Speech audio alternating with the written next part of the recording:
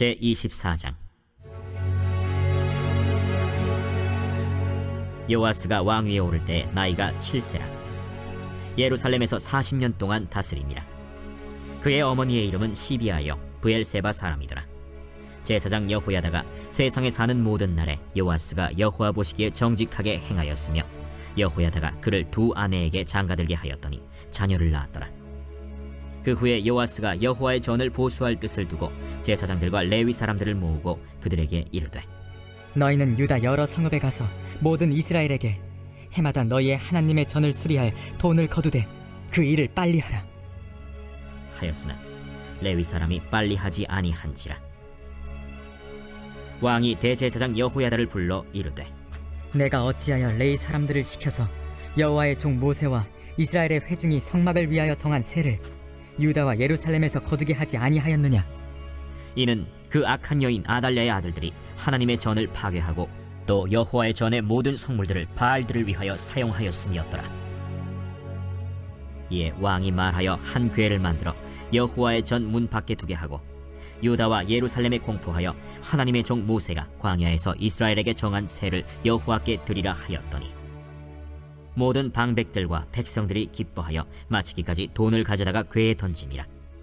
레위 사람들이 언제든지 궤를 메고 왕의 관리에게 가지고 가서 돈이 많은 것을 보이면 왕의 서기관과 대제사장에게 속한 관원이 와서 그 궤를 쏟고 다시 그곳에 가져다 두었더라. 때때로 이렇게 하여 돈을 많이 거두매 왕과 여호야다가 그 돈을 여호와의 전 감독자에게 주어 석수와 목수를 고용하여 여호와의 전을 보수하며 또 철공과 노쇠공을 고용하여 여호와의 전을 수리하게 하였더니, 기술자들이 맡아서 수리하는 공사가 점점 진척되므로 하나님의 전을 이전 모양대로 견고하게 하니라. 공사를 마친 후에 그 남은 돈을 왕과 여호야다 앞으로 가져왔으므로 그것으로 여호와의 전에 쓸 그릇을 만들었으니 곧 섬겨 제사 드리는 그릇이며 또 숟가락과 금은 그릇들이라. 여호야다가 세상에 사는 모든 날에 여호와의 전에 항상 번제를 드렸더라. 여호야다가 나이가 많고 늙어서 죽으니 죽을 때 130세라. 무리가 다윗성 여러 왕의 묘실 중에 장사하였으니 이는 그가 이스라엘과 하나님과 그의 성전에 대하여 선을 행하였음이더라. 여호야다가 죽은 후에 유다 방백들이 와서 왕에게 절하매 왕이 그들의 말을 듣고 그의 조상들의 하나님 여호와의 전을 버리고 아세라 목상과 우상을 섬겼으므로 그 죄로 말미암아 진노가 유다와 예루살렘에 임하니라. 그러나 여호와께서 그들에게 선지자를 보내사 다시 여호와에게로 돌아오게 하려 하시매 선지자들이 그들에게 경고하였으나 듣지 아니하니라. 이에 하나님의 영이 제사장 여호야다의 아들 스가랴를 감동시키시매 그가 백성 앞에 높이 서서 그들에게 이르되, 하나님이 이같이 말씀하시기를 너희가 어찌하여 여호와의 명령을 거역하여 스스로 형통하지 못하게 하느냐 하셨나니, 너희가 여호와를 버렸으므로 여호와께서도 너희를 버리셨느니라. 하나 무리가 함께 꾀하고 왕의 명령을 따라 그를 여호와의 전뜰 안에서 돌로 쳐 죽였더라.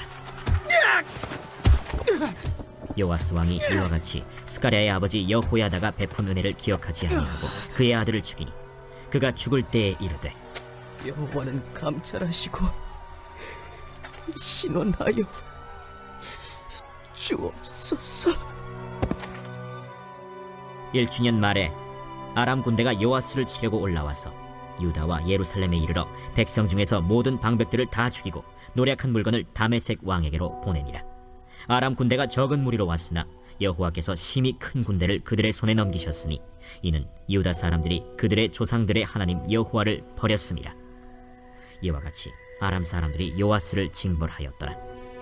요아스가 크게 부상하매 적군이 그를 버리고 간 후에 그의 신하들이 제사장 여호야다의 아들들의 피로 말미암아 반역하여 그를 그의 침상에서 쳐 죽인지라.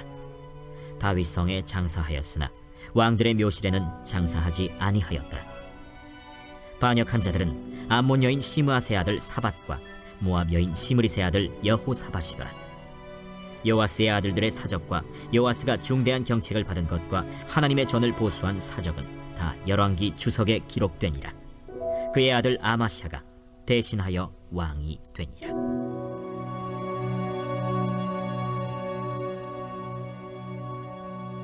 아멘. 할렐루야. 아멘. 오늘도 이 자리에 오신 우리 모든 성도님들에게 하나님의 은혜가 평강이 가득 넘치기를 간절히 축복합니다. 오직 우리가 주님의 바른 길로, 또 믿음의 길로, 또 기쁨의 길로 걸어가기를 주님의 이름으로 축복합니다.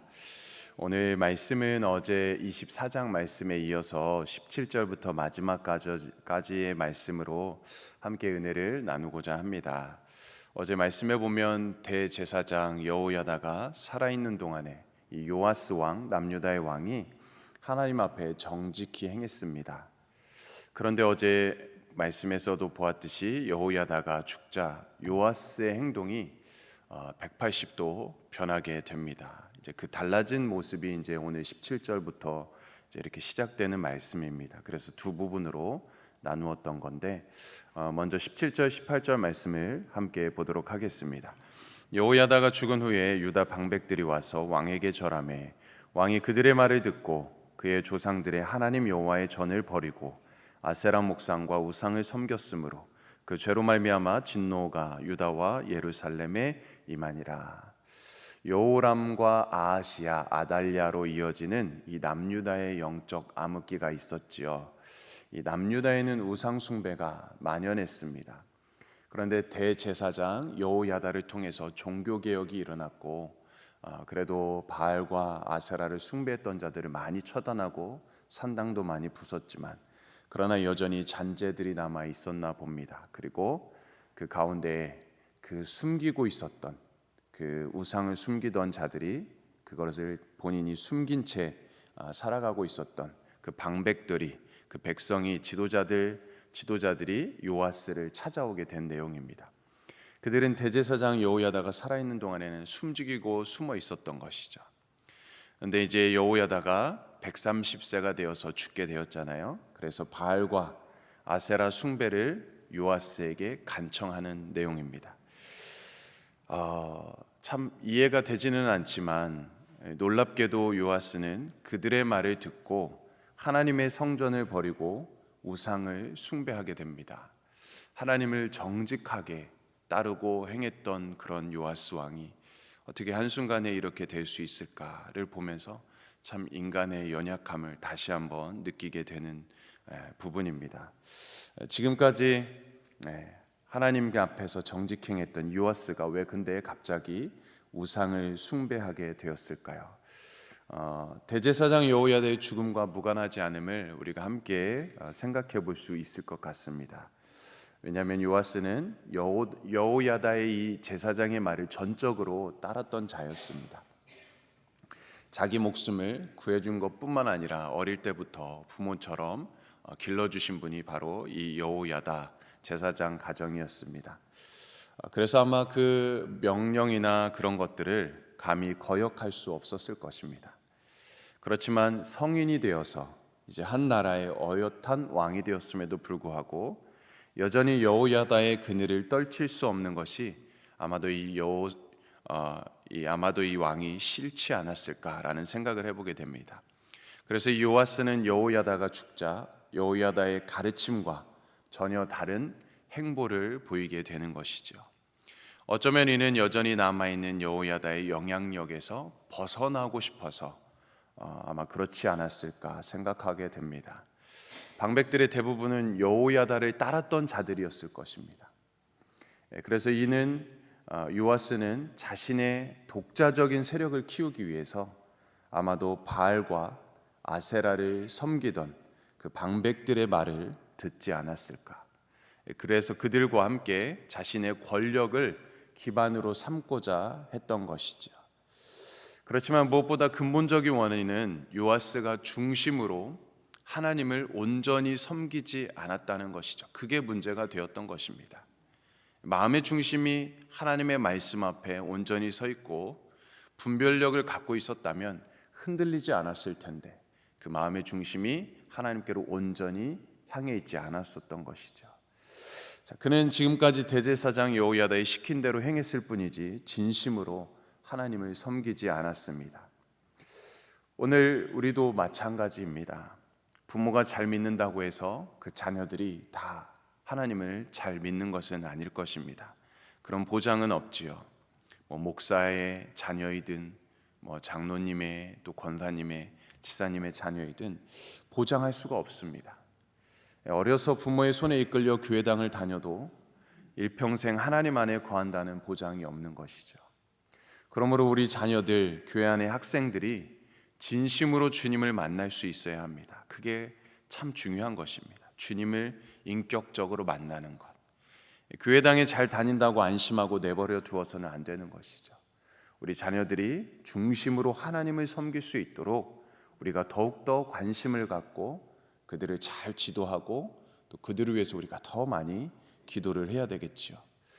저도 요즘 바쁘다는 핑계로 자녀들에게 더 신경을 못 써줄 때가 많아서 마음이 무겁습니다. 어제도 학교를 이렇게 같이 아내와 아이들이 지금 적응 기간이라서 같이 등교를 해주고 있습니다. 네, 아내와 함께 이야기를 했는데 아이들을 위해서 기도는 해주었지만 가정 예배를 드리지 못한 게 참 마음이 많이 걸리더라고요. 예전에는 가정 예배를 잘 드렸는데 요즘에는 가정 예배를 드리지 못하고 있어서 다시 한번 우리가 가정 예배를 부활하자 다시 그런 다짐을 갖게 되었는데요. 마음이 찔림이 있습니다. 이 아침마다 가정 예배를 드리면서 하나님을 찬양하고 또 말씀을 나누고 짧게라도 그리고 축복의 기도를 해주었는데 그렇지 못한 저의 모습에 크게 반성을 하게 되는 것이죠. 오늘 말씀을 보면서 더 그렇게 반성을 하게 됩니다. 하나님께서 우리 가정에 허락해 주신 귀한 자녀들인데 나의 소유로 생각하거나 나의 자녀로 생각할 때 더 소홀히 하지 않았는지 생각하게 되는 것이죠. 우리가 잘 아는 신명기 6장 쉐마 이스라엘, 이스라엘아 들어라 이 말씀을 실천하지 못할 때가 많습니다. 신명기 6장 말 나온 김에 뭐라고 말씀합니까? 함께 내용은 길지만 제가 한번 읽어드리도록 하겠습니다. 6장 4절부터 9절까지의 말씀인데요. 이스라엘아 들으라 우리 하나님 여호와는 오직 유일한 여호와이시니 너는 마음을 다하고 뜻을 다하고 힘을 다하여 내 하나님 여호와를 사랑하라. 오늘 내가 내게 명하는 이 말씀을 너는 마음에 새기고 내 자녀에게 부지런히 가르치며 집에 앉았을 때에든지 길을 갈 때에든지 누워 있을 때에든지 일어날 때에든지 이 말씀을 강론할 것이며 너는 또 그것을 내 손목에 매어 기호를 삼으며 내 미간에 붙여 표를 삼고 또 내 집 문설주와 바깥문에 기록할지니라. 네, 이 귀한 말씀이죠. 네, 마음을 다하고 뜻을 다하고 힘을 다하여 주 여호와 하나님을 사랑하고 또 그것을 우리의 마음에 새기고 또 그것을 자녀들에게 부지런히 가르쳐야 되는데 그저 대충 적당히 하나님을 사랑하고 하라고 가르치고 있지는 않은지 심각하게 되돌아보게 됩니다. 우리가 주님 앞에 섰을 때에 꾸중을 듣진 않을까 노심초사하면서 책임감을 심히 느끼게 되는 말씀이지요. 사랑하는 성도님들, 여러분의 자녀들 이미 장성하여 가정을 이룬 자녀들도 있을 것이고 또 어린 자녀들도 있을 것입니다. 어찌되었던 가정 자녀들의 상황이 다 다양하겠지만 가정의 상황이 어떠하든지 오늘 말씀을 우리가 기억하며 자녀를 위해서 우리가 더 기도하고 또 자자손손 이 믿음의 대를 위해서 다른 세상적인 것을 물려주려고 생각하기보다는 우리가 참된 이 믿음의 유산을 물려주기를 소망하시면서 그것을 위해서 힘쓰시면서 우리 모든 성도님들의 가정은 신앙의 명문 가정으로 하나님께 영광 올려드리는 가정, 축복된 가정 되기를 주님의 이름으로 축원드립니다. 아멘. 우리가 19절 말씀을 오늘 본문 말씀을 다시 한번 보면요. 그러나 여호와께서 그들에게 선지자를 보내사 다시 여호와에게로 돌아오게 하려 하시매 선지자들이 그들에게 경고하였으나 듣지 아니하니라. 우상 숭배하는 요아스와 백성들에게 하나님께서는 오래 참으시죠. 네. 참고 기다려주시는 우리 하나님께서 선지자를 보내십니다. 그래서 하나님께로 돌아오라고 하였습니다. 하나님께로 돌아오라. 하나님께로 돌아오라. 그러나 그들은 선지자의 이 말을 듣지 않았다라는 것입니다.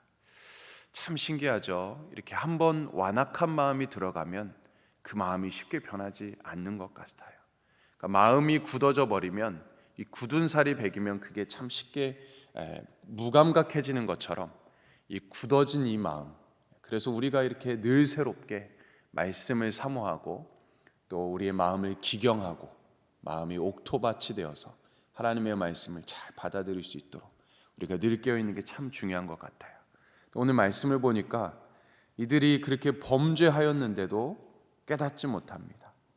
자, 그러자 하나님의 영이 대제사장 여호야다의 아들 스가랴에게 임했지요. 20절 말씀입니다. 이에 하나님의 영이 제사장 여호야다의 아들 스가랴를 감동시키매 그가 백성 앞에 높이 서서 그들에게 이르되 하나님이 이같이 말씀하시기를 너희가 어찌하여 여호와의 명령을 거역하여 스스로 형통하지 못하게 하느냐 하셨나니 너희가 여호와를 버렸으므로 여호와께서도 너희를 버리셨느니라 하나. 자, 스가랴 선지자는 감동을 받아서 성령의 감동으로 요아스와 백성들에게 책망하였습니다. 너희가 여호와를 버렸으므로 여호와께서 너희를 버리셨다라고 선포합니다. 이 말씀을 들은 백성들과 요아스는 어떻게 합니까?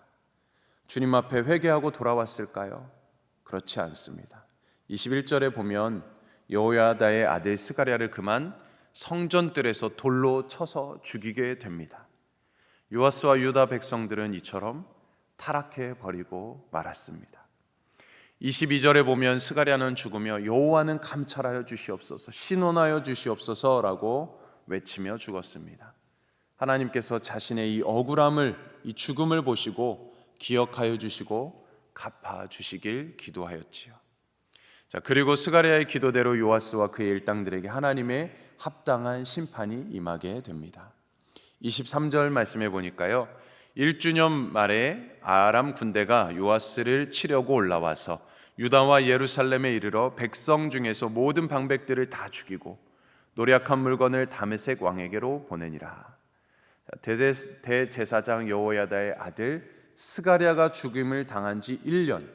하나님께서 1년 동안 참아주신 거예요. 기다려주신 거예요. 회개하지 않습니다. 자, 그러자 아람 군대가 유다를 침략했습니다. 이는 하나님의 징계였습니다. 아람은 북이스라엘 북쪽에 있는 나라였는데요. 북이스라엘을 통과해야만 남유다를 침략할 수 있었습니다. 그런데 24절에 보니까요. 적은 수의 군대만 왔다라고 되어 있습니다. 적은 수의 군대가 왔는데 군대의 수가 적었으므로 북이스라엘 위에서 지중해 해변길을 따라서 이 남유다를 침공한 것으로 생각됩니다. 자, 그런데 유다의 군대는 많았음에도 불구하고 이 적은 수의 아람 군대에 의해서 패배하게 됩니다.